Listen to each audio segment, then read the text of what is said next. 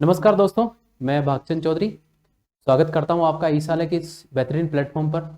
साथियों, इससे पहले वाली वीडियो में हमने अक्षांश, देशांतर और समय का जो हमारा एक महत्वपूर्ण टॉपिक था, उसमें हमने अक्षांश रेखाओं पर आधारित कुछ बहुत ही महत्वपूर्ण और परीक्षा में आने वाले 20 प्रश्नों को हमने यहाँ पर डिस्कस किया था। अगली सीरीज में हम अक्षांश और देशांतर रेखाओं पर ही हम देशांतर रेखाओं के कुछ महत्वपूर्ण प्रश्न आज आपके सामने सोल्व करेंगे। आप हमारे इस चैनल पर नए हैं तो आप इस हमारे चैनल को सब्सक्राइब कीजिए, लाइक कीजिए और जानकारी अच्छा लगे तो अपने दोस्तों के साथ में शेयर कीजिए।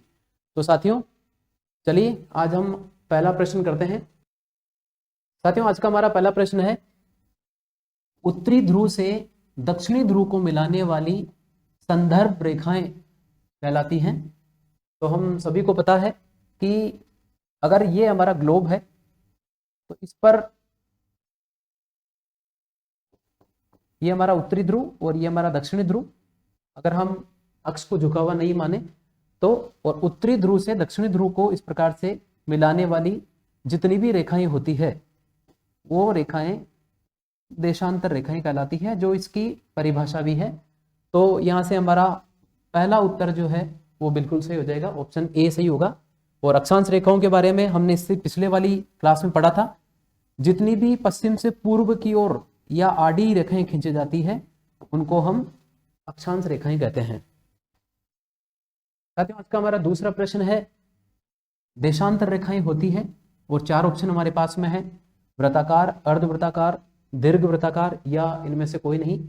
तो हमारी जितनी भी देशांतर रेखाएं होती हैं वो अर्धवृत्ताकार होती हैं, क्योंकि प्रत्येक देशांतर रेखा को हम उत्तरी ध्रुव से खींचते हैं और उत्तरी ध्रुव से लाकर के हम उसको दक्षिणी ध्रुव में मिलाते हैं। इसके लिए एक पिक्चर हम यहां पर देखते हैं। जैसे यहां पर इस ग्लोब में हम देख पा रहे हैं कि ये जितनी भी रेखाएं हैं जिनको उत्तरी ध्रुव से लाकर के और दक्षिणी ध्रुव में लाकर के मिलाया गया है, ये सारी रेखाएं देशांतर रेखाएं होती है। तो अब यहां पर आप देखेंगे, यहां मैंने जहां पर मार्कर रखा है और अब मैं किसी रेखा को यहां से खींचता हूं और इस रेखा को मैं लाकर के और यहां लाकर दक्षिणी ध्रुव में मिला देता हूं। तो ये इसका शुरुआत वाला बिंदु हो गया और यहां लाकर के मैं इसको यहां मिलाता हूं। तो कुल मिलाकर के आप अगर इसको देखेंगे तो ये अर्धवृत्ताकार होती है ये, और अगर इसको पूरा अगर हम बना देते तो ये वृत्ताकार होता। इसलिए हम कहेंगे कि प्रत्येक जो देशांतर रेखा होती है वो अर्धवृत्ताकार होती है। आज का हमारा तीसरा प्रश्न है, प्रधान मध्याह्न रेखा का मान होता है। साथियों, जब हम देशांतर रेखाओं को खींचते हैं तो सबसे पहली जिस रेखा को हम बनाते हैं जो उत्तरी ध्रुव से दक्षिणी ध्रुव को मिलाती है, ठीक है, जिसका मान 0 डिग्री देशांतर होता है, ठीक है, वही रेखा प्रधान मध्याह्न रेखा कहलाती है, क्योंकि इसको हम ग्लोब पर या मानचित्र पर सबसे पहले बनाते हैं इसलिए। तो यहां पर हमारा इसका जो उत्तर होगा वो होगा 0 डिग्री देशांतर। अगले प्रश्न की ओर बढ़ते हैं। हमारा आज का अगला प्रश्न है, कौन सी 2 देशांतर रेखाएं ग्लोब अथवा मानचित्र पर एक ही रेखा के रूप में प्रदर्शित होती है। तो यहां से हमारा सही उत्तर होगा 180 डिग्री पूर्व तथा 180 डिग्री पश्चिम। अगर हम ग्लोब को देखें तो पृथ्वी के अगर सामने 0 डिग्री होता है और उस 0 डिग्री के हमारे जो लेफ्ट वाला होगा वो पूर्वी गोलार्ध और उसके राइट वाला जो होगा वो पश्चिमी गोलार्ध, कुल मिलाकर के पूर्वी गोलार्ध की आखिरी लाइन और पश्चिमी गोलार्ध की आखिरी लाइन जो है वो एक दूसरे पर ओवरलैप हो जाती है। इसके लिए एक मैप के द्वारा भी हम इसको समझ सकते हैं या एक ग्लोब के द्वारा हम इसको समझ सकते हैं। जैसे ये हमारा ग्लोब है और इसके हमने 2 भाग कर दिए हैं, यानी कि पूर्वी गोलार्ध और पश्चिमी गोलार्ध। तो यहां पर ये वाली जो रेखा होगी ये 0 डिग्री होगी और इसके बिल्कुल विपरीत वाली जो होगी वो 180 डिग्री की होगी। ये हमारा जो गोलार्ध होगा वो पूर्वी गोलार्ध होगा और ये हमारा जो गोलार्ध है वो पश्चिमी गोलार्ध होगा। और ये लाइन ये 0 डिग्री की और ये वाली लाइन 180 डिग्री की। अगर हम ग्लोब को 2 भागों में बांट दें, अगर सीधा कट करके, तो कुल मिलाकर के इसको जब हम जोड़ेंगे तो ये 180 डिग्री पूर्वी, यहां से 180 डिग्री पूर्वी और यहां से जो 180 डिग्री पश्चिमी होगी इस गोलार्ध के लिए, पश्चिमी गोलार्ध के लिए 180 डिग्री पश्चिमी, ये दोनों रेखाएं मिल जाएंगी या हम कह देंगे कि ये एक दूसरे पर ओवरलैप हो जाएगी। और इसलिए हमारा सही उत्तर होगा कि दो रेखाएं जो एक ही रेखा के रूप में प्रदर्शित होती है वो है 180 डिग्री पूर्वी तथा 180 डिग्री पश्चिमी। इसलिए आप ध्यान रखना कि 180 डिग्री देशांतर रेखा पर कभी भी दिशा का अंकन नहीं होता कि वो पूर्वी है या पश्चिमी है। आज का हमारा अगला प्रश्न है और बहुत ही साधारण सा प्रश्न है कि दो देशांतर रेखाओं के बीच सर्वाधिक दूरी होती है, यानी कि दो देशांतर रेखाओं के बीच ग्लोब पर सर्वाधिक दूरी कहां होती है। तो ये सर्वाधिक दूरी भूमध्य रेखा पर होती है, क्योंकि यदि अगर हम देखें ग्लोब को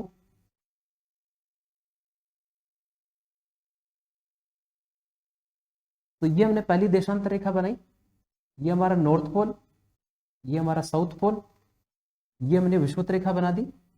और यहां से अगर हम अब देशांतर रेखाएं खींचते हैं इस प्रकार से, ये देशांतर रेखाएं उत्तरी ध्रुव से दक्षिणी ध्रुव को मिलाती हुई खींची जाती हैं। इससे पहले हमने ये भी बात की थी कि ये सभी देशांतर रेखाएं अर्धवृत्ताकार होती हैं। तो जब इन देशांतर रेखाओं को हम इस प्रकार से खींचते हैं तो आप यहां पर देखेंगे कि ये कोई दो जो देशांतर रेखाएं होती है, ये इनके बीच की सर्वाधिक दूरी, इनके बीच की सर्वाधिक दूरी यहां पर होगी, यहां सर्वाधिक दूरी है। और जैसे जैसे हम उत्तरी ध्रुव की ओर, यानी कि जैसे जैसे हम उत्तरी ध्रुव की ओर या दक्षिणी ध्रुव की ओर जाते हैं तो इनके बीच की दूरी धीरे धीरे धीरे धीरे कम होने लग जाती है, या फिर यहां पर हम देखें तो इनके बीच की दूरी धीरे धीरे कम होने लग जाती है और ध्रुवों पर जाकर के ये आपस में मिल जाती है।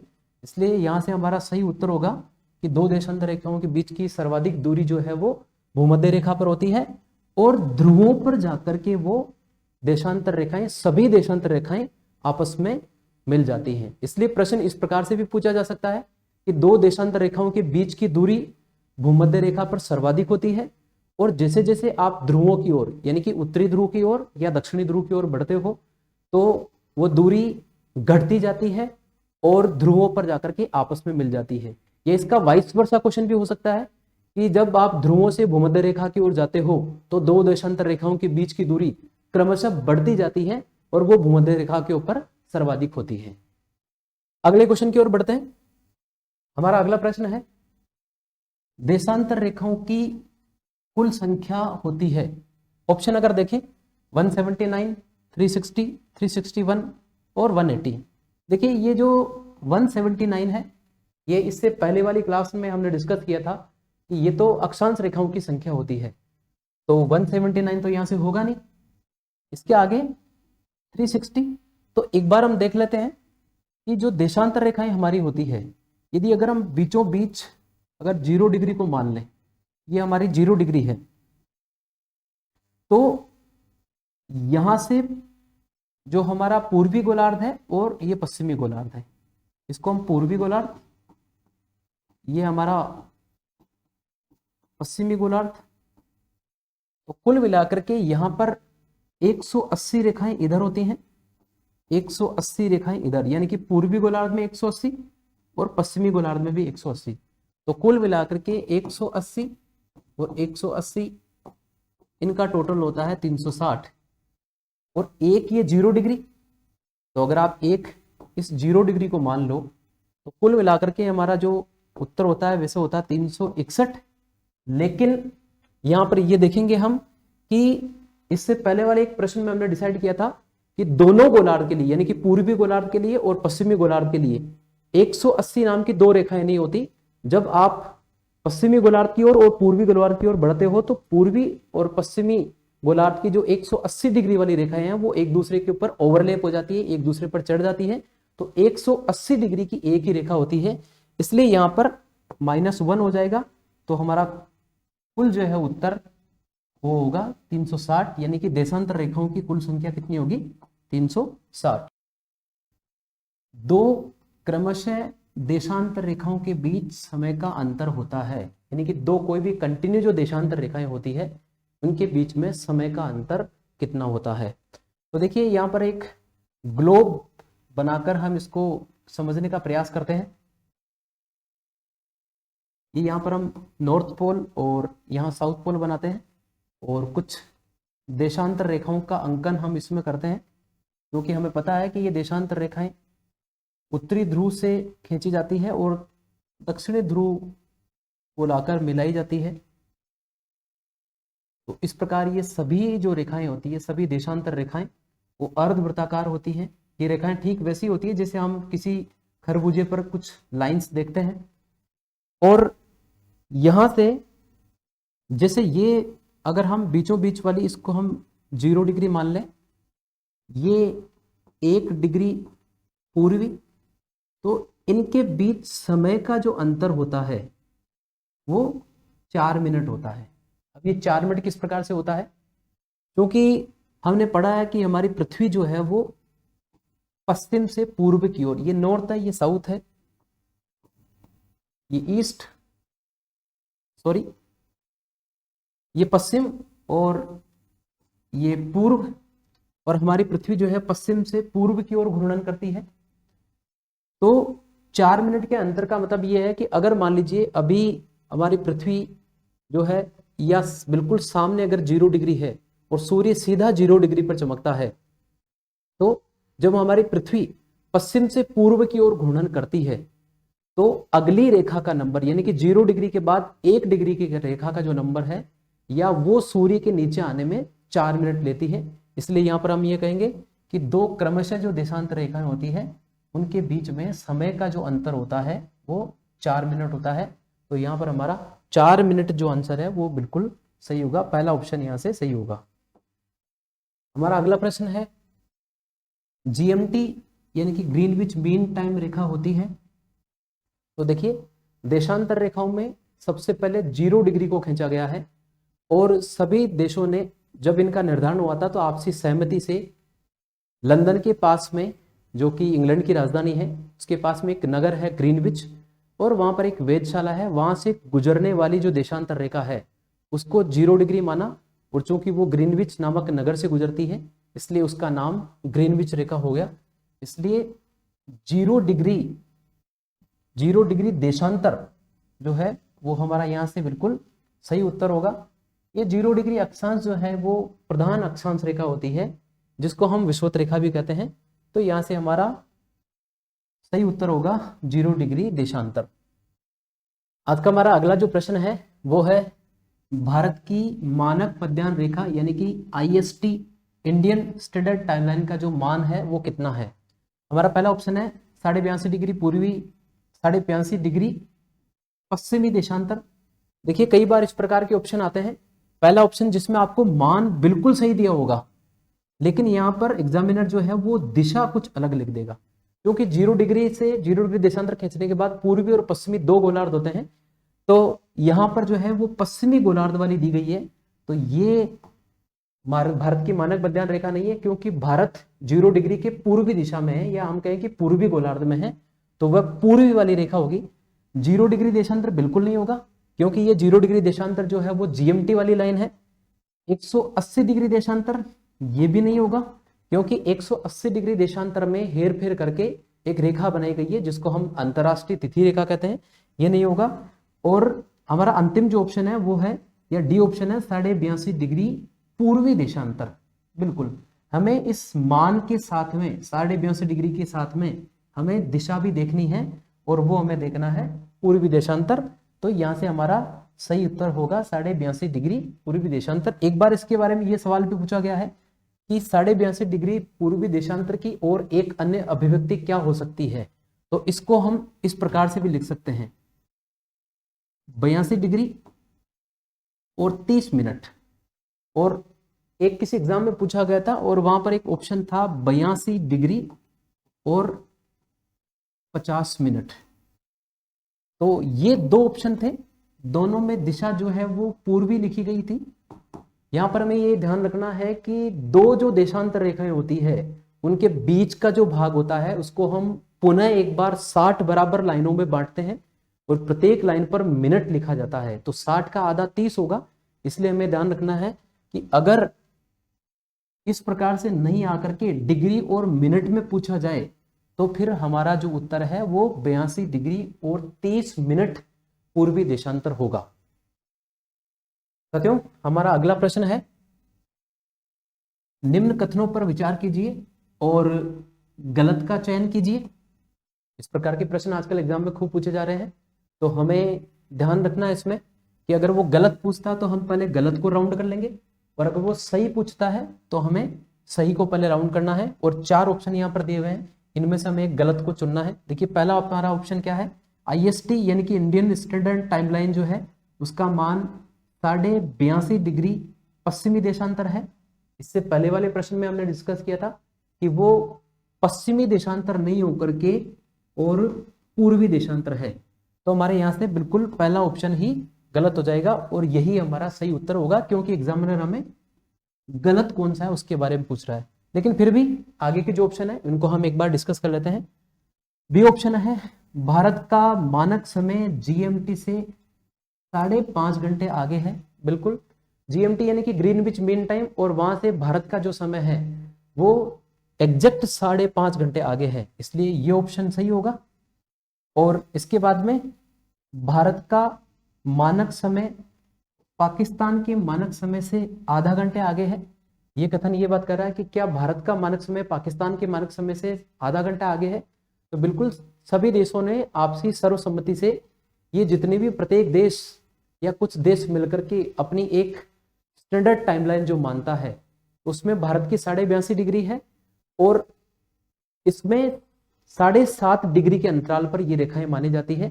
भारत की 82.5 है तो पाकिस्तान भारत से पश्चिम में है, और वहां की जो मानक मध्याह्न रेखा है वो 75 डिग्री पूर्वी देशांतर है।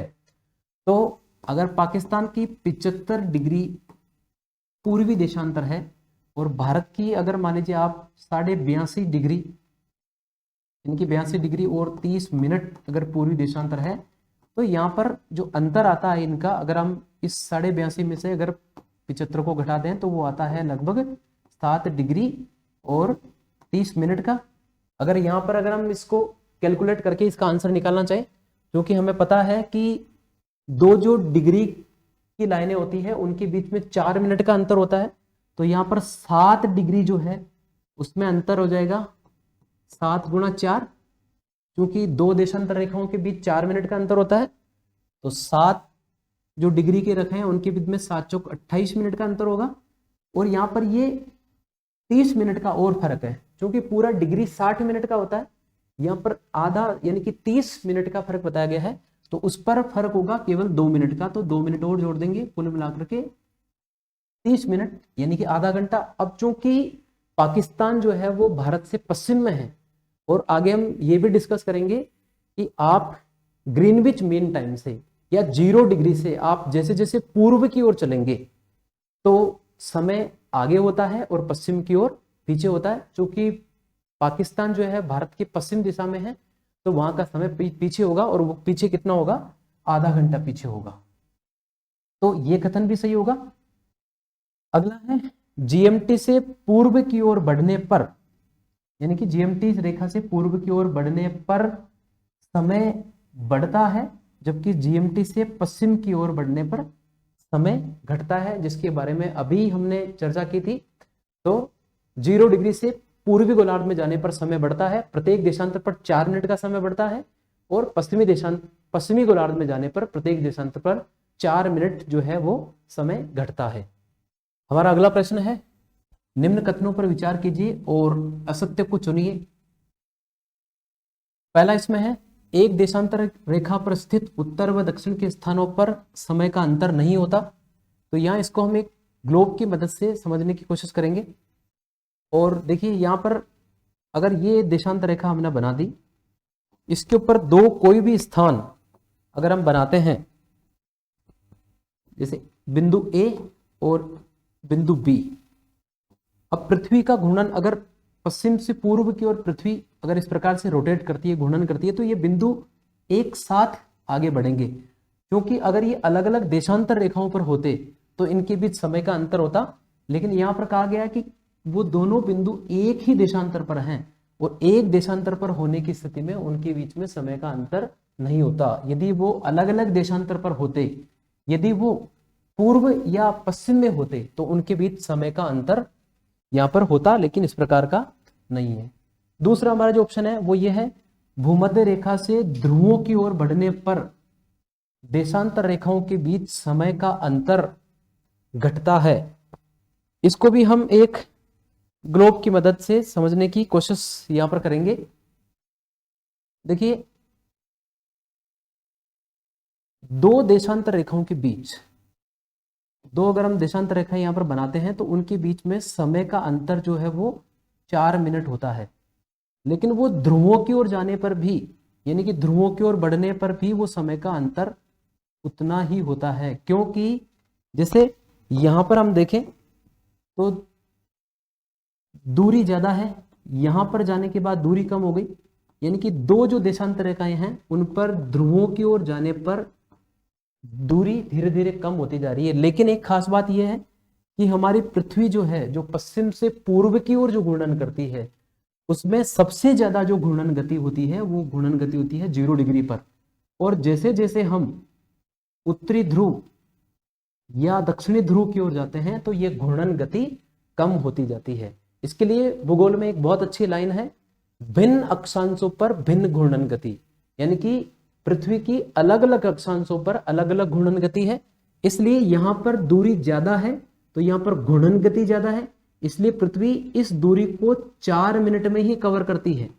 और जैसे जैसे आप उत्तरी ध्रुव या दक्षिणी ध्रुव की ओर जाते हो ये दूरी कम होती है, लेकिन यहां पर घूर्णन गति कम हो जाती है, इसलिए वो दूरी 4 मिनट में ही कवर होती है। इसलिए हम ये कहेंगे कि भूमध्य रेखा से ध्रुवों की ओर जाने पर दो देशांतर रेखाओं के बीच समय का अंतर घटता है, नहीं घटता। समय का अंतर हमेशा उतना ही रहेगा, यानी कि समय का अंतर, दो देशांतर रेखाओं के बीच समय का अंतर, भले ही वो भूमध्य रेखा पर है या आप ध्रुवों की ओर जाते हो, तो वो 4 मिनट का अंतर रहेगा। ध्रुवों पर जाकर के वो दोनों रेखाएं अगर आपस में मिल जाती है तो वहां पर ध्रुवों पर पृथ्वी की घूर्णन गति जो है वो 0 हो जाती है। यहां पर हमारा अगला जो ऑप्शन है वो अगला ऑप्शन है, भारत के सुदूर पूर्व तथा सुदूर पश्चिम, यानी कि बिल्कुल भारत के पूर्व और बिल्कुल पश्चिम में वहां के स्थानीय समय में 2 घंटे का अंतर होता है। बिल्कुल सही है। लगभग भारत का जो पश्चिमी और पूर्वी भाग है उसमें 30 देशांतर रेखाओं का फर्क है, और 30 देशांतर रेखाओं का मतलब है कि दो देशांतर रेखाओं के बीच 4 मिनट का अंतर होता है। तो यहां पर आप 30 को 4 से गुणा कर दो तो 3 चौक 12 और 0 120 क्या आया, क्योंकि हम मिनट से गुणा कर रहे हैं, 120 मिनट, और 120 मिनट का मतलब होता है, 120 मिनट का मतलब जो होता है वो होता है 2 घंटे। तो यहां पर यह कहा जा रहा है कि भारत के सुदूर पूर्व और सुदूर पश्चिम में 2 घंटे का अंतर होता है, तो ये भी सही होगा, ये सही होगा, ये हमने अभी देखा कि गलत है। ये अगला है IST यानी कि इंडियन स्टैंडर्ड टाइमलाइन, जो है भारत के 6 राज्यों से होकर के गुजरती है। देखिए, इसको हम देखने की कोशिश करते हैं कि क्या ये भारत के 6 राज्यों से होकर गुजरती है या नहीं गुजरती। तो एक मैप के द्वारा हम देखते हैं इसको। भारत का मैप यहां पर हमारे सामने है, और यहां पर ये जो रेखा आपको दिख रही है ये 82.5 डिग्री पूर्वी देशांतर है, और उत्तर से दक्षिण की ओर अगर हम देखें जो राज्यों का क्रम है, जिन जिन राज्यों से होकर ये गुजरती है, तो देखिए सबसे पहले आपको कौन दिखेगा, यहाँ पर ये है यूपी उत्तर प्रदेश। उसके बाद में आपको यहाँ पर ये वाला, यहाँ इस भाग से यानी कि मध्य प्रदेश के भाग से, तो यहाँ पर हो जाएगा मध्य प्रदेश। उसके बाद यहाँ पर आपको ये दिखेगा छत्तीसगढ़। इसके बाद नेक्स्ट जो है वो आपको कौन दिखेगा, ओडिशा, जिसका पहले नाम उड़ीसा था, नया नाम ओडिशा। और सबसे आखिर में आपको ये मिलेगा आंध्र प्रदेश। तो कुल मिलाकर के ये राज्य कितने हैं, 1 2 3 4 और 5। तो ये भारत के 5 राज्यों से होकर के ये रेखा गुजरती है। क्योंकि भूगोल में दिशाओं का बड़ा महत्व है, तो आपको एक चीज और ध्यान में रखनी है कि अगर आने वाले एग्जाम में इस प्रकार का प्रश्न पूछा जाए, ये प्रश्न पहले किसी एग्जाम में पूछा गया है कि भारत के कितने राज्यों से होकर भारत की मानक मध्याह्न रेखा या आईएसटी गुजरती है।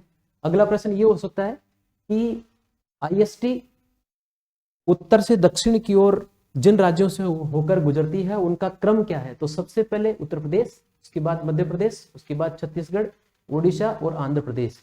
या इसका उल्टा पूछ लिया जाए, दक्षिण से उत्तर की ओर बढ़ने पर जिन राज्यों से होकर आईएसटी गुजरती है उनका क्या क्रम है। तो फिर सबसे पहले आंध्र प्रदेश, उसके बाद उड़ीसा, उसके बाद छत्तीसगढ़, उसके बाद एमपी और उसके बाद में यूपी। इनको हम उल्टा कर देंगे। तो इस प्रश्न में हमने देखा कि हमारा ऑप्शन ए जो था वो सही था। यहाँ पर 2 देशांतर रेखाओं के बीच समय का अंतर जो है वो घटता नहीं है, यानी कि ये ऑप्शन गलत होगा। भारत के सुदूर पूर्व और सुदूर पश्चिम में लगभग 2 घंटे का अंतर सही होता है, ये भी सही होगा। और आईएसटी यानी कि भारत की मानक मध्याह्न रेखा जो है वो भारत के 6 राज्यों से नहीं होकर के केवल 5 राज्यों से होकर गुजरती है। तो ये ऑप्शन भी यहाँ से गलत होगा। थोड़ी सी इसमें टाइपिंग मिस्टेक है, तो कुल मिलाकर के वो केवल 5 राज्यों से होकर गुजरती है। और यहाँ पर 2 देशांतर रेखाओं के बीच में समय का अंतर घटता नहीं है, जबकि वो समय का अंतर हमेशा समान रहेगा, यानी कि बराबर रहेगा। अगले क्वेश्चन की ओर बढ़ते हैं। हमारा अगला प्रश्न है, देशांतर रेखाओं की निम्न विशेषताओं में से कौन सी एक विशेषता सही नहीं है। यानी कि 3 विशेषताएं हैं लेकिन एक कौन सी विशेषता नहीं है। तो हमारा पहला है ऑप्शन, सभी देशांतर रेखाओं की लंबाई आपस में बराबर होती है। तो ये बिल्कुल सही है, क्योंकि प्रत्येक देशांतर रेखा को हम उत्तरी ध्रुव से खींचते हैं और दक्षिणी ध्रुव पर लाकर मिलाते हैं, यानी कि उनका शुरुआत और आखिरी जो बिंदु है वो एक ही होता है। तो सभी देशांतर रेखाओं की लंबाई आपस में बराबर है, तो ये जो है वो कथन सही होगा। अगला है, यानी कि ये विशेषता सही होगी।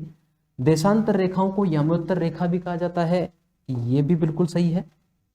सभी देशांतर रेखाओं का प्रारंभिक और अंतिम बिंदु, यानी कि जब इनको खींचा जाता है तो प्रारंभ, जैसे मान लीजिए कि हम उत्तरी ध्रुव से लाकर के दक्षिणी ध्रुव में मिलाते हैं, तो प्रत्येक रेखा को उत्तरी ध्रुव से लाकर के दक्षिणी ध्रुव में मिलाते हैं, तो उनका प्रारंभिक बिंदु जो है वो उत्तरी ध्रुव और अंतिम उनका बिंदु जो है वो दक्षिणी ध्रुव होगा। तो उनका प्रारंभिक और अंतिम जो बिंदु होता है वो अलग अलग होता है।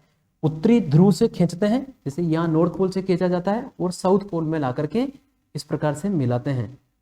तो अंतिम बिंदु, प्रारंभिक बिंदु और अंतिम बिंदु अलग होगा, यानी कि ये भी सही होगा। लास्ट ऑप्शन हमारे पास में यहां से बचा, 2 देशांतर रेखाओं के बीच की दूरी सर्वत्र समान होती है।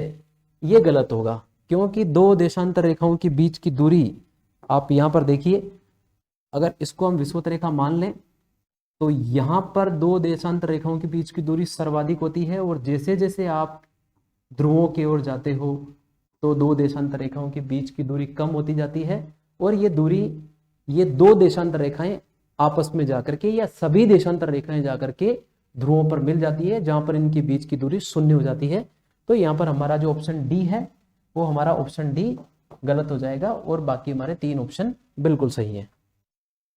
हमारा अगला प्रश्न है, देशांतर रेखाओं की निम्न विशेषताओं में से कौन सी एक सही है। यानी कि एक सही होगी और बाकी 3 जो है वो गलत होगी। तो देखिए, पहला हमारा ऑप्शन है, 2 देशांतर रेखाओं के बीच का क्षेत्र जोन कहलाता है। तो ध्यान देना, जब भी हम अक्षांश रेखाएं बनाते हैं तो 2 कोई भी जो अक्षांश रेखाएं होती है उनके बीच का जो अंतर होता है या उनके बीच की जो दूरी होती है, इसको हम जोन कहते हैं। और यहाँ पर हम अगर देशांतर रेखाएं बनाएंगे, जैसे इस प्रकार से अगर हम देशांतर रेखा बनाते हैं तो 2 देशांतर रेखाओं के बीच का जो क्षेत्र होता है, जैसे मान लीजिए कि ये वाला जो क्षेत्र है, 2 देशांतर रेखाओं के बीच का जो क्षेत्र होता है, इस प्रकार से ये जो क्षेत्र है इसको हम GORE गोर कहा जाता है।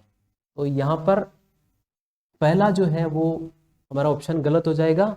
इसको जोन नहीं कह करके हम GORE गोर कहा जाता है। जोन दो अक्षांश रेखाओं के बीच के भाग को कहते हैं। अगला ऑप्शन है, एक देशांतर रेखा किसी स्थान की स्थिति तथा जलवायु का ज्ञान करवाती है। बिल्कुल नहीं।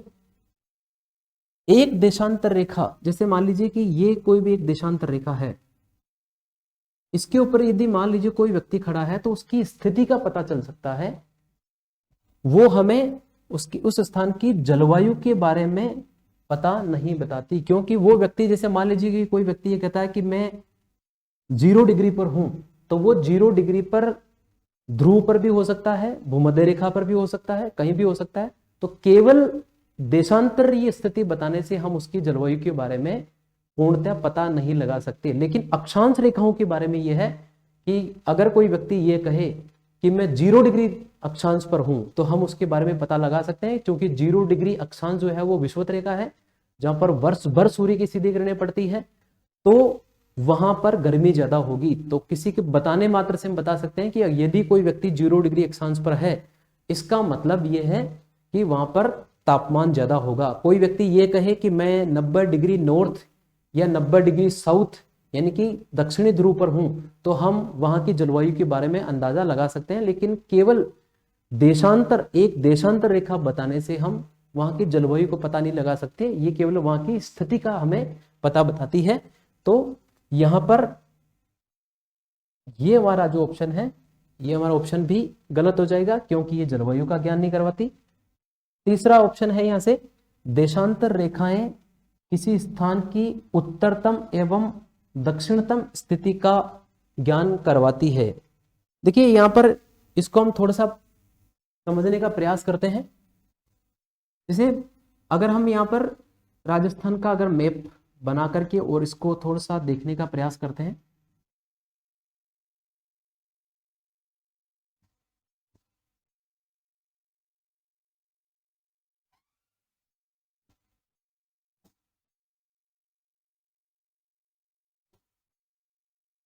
देखिए यहां पर ये राजस्थान की अक्षांशीय स्थिति है, जो हम जानते हैं यहां पर कि ये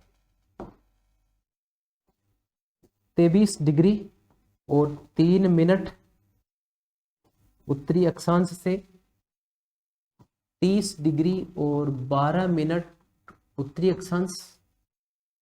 और अगर हम देशांतरी स्थिति की बात करते हैं, तो ये राजस्थान की देशांतरी स्थिति जिन दो देशांतर रेखाओं के बीच में है, ये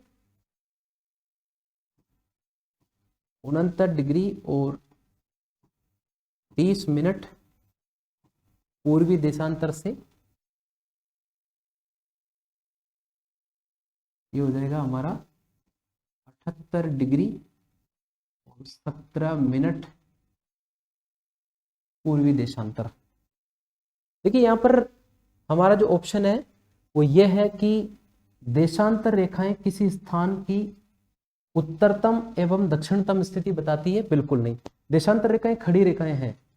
ये जैसे हमारा राजस्थान है, ये राजस्थान का पूर्वी और पश्चिमी विस्तार इसको बताने का काम करती है। तो जो दो देशांतर रेखाएं होंगी वो किसी भी क्षेत्र का पूर्वी पश्चिमी विस्तार बताती है, जबकि दो अक्षांश रेखाएं होंगी वो उसकी उत्तरी या दक्षिणी या उत्तरतम और दक्षिणी यानी कि उत्तर और दक्षिणी विस्तार को बताने का काम यहां पर करती है।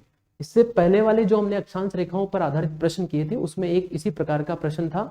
तो यहां पर सिंपल सा होगा कि अक्षांश रेखाएं जो अक्षांश रेखाएं हैं वो किसी भी स्थान की उत्तरतम और दक्षिणतम स्थिति को बताती है, जबकि देशांतर रेखाएं पूर्वी और पश्चिमी जो स्थिति है उसको बताने का काम करती है। अगला हमारा जो ऑप्शन है, तो यहां से ये ऑप्शन हमारा गलत हो गया, ये ऑप्शन गलत हो गया, ये ऑप्शन भी हमारा यहां पर गलत हो गया। और अगला हमारा ऑप्शन है, किसी देश के मानक समय के निर्धारण में देशांतर रेखा सहायक होती है। ये यहां पर हमारा बिल्कुल सही होगा। किसी देश के मानक समय के निर्धारण में, जब भी किसी स्थान का, किसी देश का मानक समय निर्धारित किया जाता है तो वो देशांतर रेखा की मदद से किया जाता है। तो जैसा अभी हमने कहा, जैसे भारत की मानक मध्याह्न रेखा 82.5 डिग्री पूर्वी देशांतर है। पूरे विश्व का समय जहां से उसकी तुलना की जाती है वो GMT, Greenwich line, Greenwich mean time line, या जिसको हम 0 डिग्री देशांतर कहते हैं, वो है। तो किसी भी स्थान का मानक समय देशांतर के हिसाब से निर्धारित होता है। तो यहां पर हमारा ऑप्शन डी जो है वो बिल्कुल सही होगा। हमारा अगला प्रश्न है, आईएसटी के बारे में निम्न कथनों पर विचार कीजिए, कौन सा कथन गलत है। गलत कथन जो है हमें यहां से चुनना है। सबसे पहला, भारत की मानक मध्याह्न रेखा के बारे में, इसका मान 82.5 डिग्री पूर्वी देशांतर है, हम पढ़ चुके हैं, ये बिल्कुल सही है। अभी पिछले वाले प्रश्न में हमने डिस्कस किया था। यह उत्तर प्रदेश के इलाहाबाद के पास और मिर्जापुर के निकट नैनी नामक स्थान से गुजरती है, ये भी बिल्कुल सही है। 82.5 डिग्री पूर्वी देशांतर का स्थानीय समय ही भारत का मानक समय। देखिए यहाँ पर दो प्रकार के समय की हम बात करते हैं, स्थानीय समय और मानक समय। स्थानीय समय वह समय होता है जो किसी देशांतर रेखा पर, उस देशांतर रेखा पर जब सूर्य सीधा चमकता है, या उस देशांतर रेखा पर जो समय होता है वह उस देशांतर का स्थानीय समय कहलाता है, जिसको हम लोकल टाइम कहते हैं। कभी भी जब किसी देश का विस्तार अगर पूर्व पश्चिम में बहुत ज्यादा है तो हम उस देश के बीचों बीच या उस देश के लगभग बीच में एक को देशांतर रेखा मानकर उसी के समय को पूरे देश में हम मान लेते हैं, या उसी को हम स्टैंडर्ड टाइमलाइन मान लेते हैं, और उसी के समय पर यानी कि उसके लोकल समय को ही पूरे देश का समय मानते हैं, जो कि मानक समय कहलाता है। तो कुल मिलाकर के भारत का वर्तमान जो समय है, जो जिसके हिसाब से हमारी घड़ियां चलती हैं, वह समय 82.5 डिग्री पूर्वी देशांतर जो रेखा है उसका स्थानीय समय है, जिसको हमने भारत का मानक समय मान लिया है। तो ये भी सही होगा। और लास्ट ऑप्शन है, ये तेलंगाना राज्य से होकर के गुजरती है। इससे पहले हमने एक क्वेश्चन डिस्कस किया था, वो केवल 5 राज्यों से होकर गुजरती है। आंध्र प्रदेश से होकर के गुजरती है। आंध्र प्रदेश से अलग हुआ तेलंगाना, लेकिन वह रेखा यानी कि आईएसटी तेलंगाना से होकर नहीं गुजरती। तो यहां पर ये ऑप्शन गलत होगा। अगला प्रश्न है, देशांतर रेखाओं के बारे में निम्न कथनों पर विचार कीजिए और असत्य को छांटिए।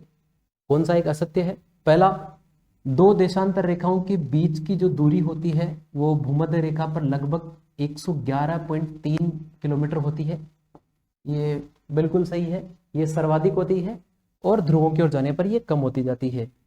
प्रति 15 देशांतर रेखाओं पर समय का अंतर 1 घंटा होता है, जो कि एक समय क्षेत्र भी कहलाता है, बिल्कुल सही है। प्रति 15 देशांतर पर यानी कि 2 देशांतर रेखाओं के बीच 4 मिनट का अंतर होगा। 15 देशांतर पर 15 गुणा 4 यानी कि 60 मिनट का अंतर होगा। 60 मिनट का अर्थ है 1 घंटे का अंतर होगा, ठीक है, और उसी को हम एक समय क्षेत्र भी कहते हैं। तो ये बिल्कुल सही है। अगला हमारा ऑप्शन है, 0 डिग्री देशांतर पृथ्वी को 2 गोलार्ध यानी कि पूर्वी और पश्चिमी में बांटती है, ये भी बिल्कुल सही होगा। 0 डिग्री देशांतर पृथ्वी को पश्चिमी और पूर्वी गोलार्ध में बांटती है। और ऑप्शन डी है, जीएमटी तथा इंग्लैंड का मानक समय अलग अलग है। देखिए जीएमटी जो है वो इंग्लैंड की राजधानी लंदन के पास में ग्रीनविच नामक नगर से होकर गुजरती है, और जीएमटी पर जो समय होता है वही इंग्लैंड का मानक समय है। इसलिए जीएमटी लाइन का और इंग्लैंड का जो समय है वो अलग अलग नहीं है। जीएमटी पर जो टाइम होता है वहां का जो लोकल टाइम होता है वही इंग्लैंड का स्टैंडर्ड टाइम भी माना जाता है। इसलिए यहां पर ये जो ऑप्शन है वो गलत हो जाएगा, और बाकी हमारे तीनों ऑप्शन बिल्कुल सही है। अगले क्वेश्चन की ओर बढ़ते हैं। हमारा अगला प्रश्न है, सभी देशांतर रेखाएं विषुवत रेखा अथवा भूमध्य रेखा पर होती हैं। तो इसका सही उत्तर होगा लंबवत। इसको हम इस प्रकार से बना करके भी देख सकते हैं ग्लोब के माध्यम से। ये हमने विषुवत रेखा खींच ली बराबर बीचों बीच, और इस प्रकार से अगर हम देखेंगे, अगर हम इस प्रकार से देशांतर रेखा खींचते हैं तो ये इस भूमध्य रेखा पर 90 डिग्री के कोण पर यानी कि लंबवत, या जिसको हम कहेंगे परपेंडिकुलर होगी। तो ये बिल्कुल सही होगा। समानांतर बिल्कुल नहीं हो सकती। समानांतर जो है, जितनी भी अक्षांश रेखाएं होती है वो अक्षांश रेखाएं आपस में समानांतर होती है, इसलिए उनको हम पैरेलल लाइंस भी कहा जाता है। बराबर ये बिल्कुल नहीं होगा और ये ऑप्शन बिल्कुल गलत हो जाएगा। हमारा पहला ऑप्शन यहाँ से बिल्कुल सही होगा। हमारा अगला प्रश्न है, 0 डिग्री देशांतर पर हुए समय को कहा जाता है। देखिए, ग्रीनविच माध्य समय GMT ये बिल्कुल सही है। विश्व समय यानी कि यूनिवर्सल टाइम, सभी देशों के समय की जो तुलना है वो इसी से की जाती है। और एक इसके लिए जुलू समय को भी काम में लिया जाता है, जो विमान और सैन्य विभाग में इसको, इस टर्म को काम में लिया जाता है। यानी कि कुल मिलाकर के ये तीनों सही होंगे। तो ऑप्शन A, B और C ये तीनों यहां से सही होंगे। नेक्स्ट प्रश्न है, 0 डिग्री देशांतर को जिन अन्य नामों से जाना जाता है वह है। तो 0 डिग्री देशांतर को ग्रीनविच रेखा के नाम से जानते हैं, हम इसको मानक देशांतर के रूप में जानते हैं, इसको हम प्रधान या मृत्तर के रूप में जानते हैं। कुल मिलाकर के उपरोक्त सभी जो है इसका उत्तर सही होगा। हमारा आज का अगला प्रश्न है, पूरी पृथ्वी को कितने समय क्षेत्र में बांटा गया है। एक समय क्षेत्र जो होता है, इससे पहले हमने इसकी चर्चा की थी, एक जो समय क्षेत्र है वो एक समय क्षेत्र 15 देशांतर का होता है। और एक समय क्षेत्र में जो अंतर होता है वो हमें पता है कि 60 मिनट का होता है, क्योंकि हमने किया था 15 गुणा 4, 15 देशांतर का अंतर है, 2 देशांतरों के बीच में 4 मिनट का अंतर होता है, तो 15 गुणा 4 यानी कि 60 मिनट का अंतर होता है। और हमारी पूरी पृथ्वी जो है, जिसके ऊपर 360 देशांतर रेखाएं खींची गई है, जब 15 देशांतर का एक समय क्षेत्र होता है तो पूरी पृथ्वी को जब कवर किया जाता है तो वो 24 समय क्षेत्र में इसको बांटा जाता है। इसको हम एक बार फिर से चेक भी कर सकते हैं। अगर 24 समय क्षेत्र में बांटा गया है और 15 देशांतर का अगर एक समय क्षेत्र है तो हम इसको यहाँ पर गुणा कर लेते हैं। 5 दूनी 10 और 2 12, यहाँ पर 0, 4 और 2, 4 और 2 6 और 3, कुल मिलाकर के 360 डिग्री। तो हमारा यहाँ पर जो सही उत्तर है वो होगा कि पूरी पृथ्वी को हम 24 समय क्षेत्र में बांटते हैं। हमारा आज का आखिरी जो प्रश्न है वो है, कौन सी एक किसी स्थान की देशांतरीय स्थिति हो सकती है। इससे पहले वाला जो वीडियो था उसमें जब मैंने अक्षांश रेखाओं से संबंधित कुछ प्रश्न करवाए थे, उसमें भी इस प्रकार का एक प्रश्न था। तो इसमें पहला जो ऑप्शन है कि किसी स्थान की कौन सी एक देशांतरीय स्थिति हो सकती है, तो देखिए पहला ऑप्शन है 160 डिग्री से 181 डिग्री देशांतर। तो 181 नहीं होगा, क्योंकि हमें ध्यान रखना है कि 180 डिग्री से ज्यादा देशांतर नहीं हो सकते। 180 डिग्री से ज्यादा किसी भी स्थान का मान नहीं हो सकता। ऑप्शन दूसरा है हमारा 170 डिग्री से 185 डिग्री, फिर यहाँ पर 185 है तो ये गलत हो जाएगा। इस ऑप्शन में 179 से 187 डिग्री, तो यहाँ पर ये भी गलत हो जाएगा। लेकिन अगला है 170 डिग्री से 179 डिग्री, ये हमारा बिल्कुल सही होगा। इस प्रकार के प्रश्न करते समय हमें ये ध्यान में रखना है कि जब देशांतरी स्थिति की बात आती है तो किसी भी स्थान का मान 180 डिग्री से ज्यादा नहीं होगा, अधिकतम मान 180 डिग्री होगा। यानी कि 0 से 180 के बीच किसी स्थान की देशांतरी स्थिति हो सकती है। जब अक्षांशीय स्थिति की बात आती है तो 0 डिग्री से 90 डिग्री के बीच में उसका मान होगा। इससे 90 डिग्री से ज्यादा नहीं हो सकता और 0 डिग्री से कम नहीं हो सकता। आज के लिए इतना ही काफी। आप इसी प्रकार की उपयोगी जानकारी के लिए हमारे साथ बने रहिए। तब तक के लिए धन्यवाद।